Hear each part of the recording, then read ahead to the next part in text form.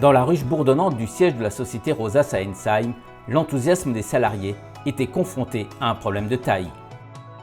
D'après ce qu'on a quantifié, on devrait avoir un nombre de documents qui devrait dépasser le million.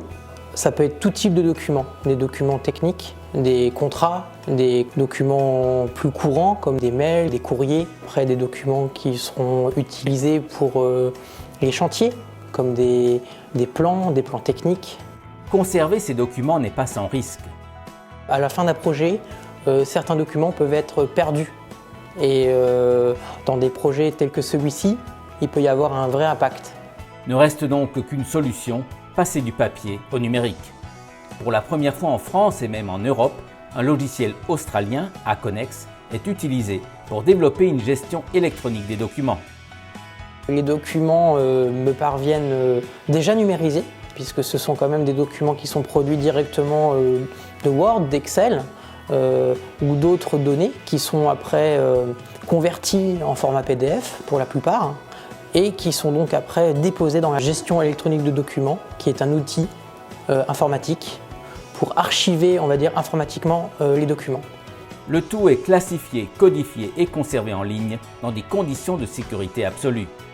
Le fait de collecter l'ensemble de ces documents va à terme faciliter le déploiement de la fibre. Dès le début d'un projet, avoir un documentaliste permet de partir sur de bases solides qui permettront normalement de pouvoir livrer les documents en temps et en heure. L'ensemble des acteurs chargés du déploiement de la fibre optique gagnent du temps. Parce que l'accès aux documents est simplifié, les conditions de travail sont améliorées.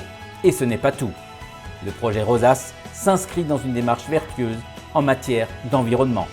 L'intérêt d'une gestion électronique des documents est de deux niveaux. Le premier niveau, c'est d'abord un gage de rigueur, parce que rendez-vous compte, 1 million de documents à gérer, c'est quand même extrêmement important, c'est lourd comme gestion, donc il faut avoir un minimum de rigueur dans l'archivage de ces documents-là.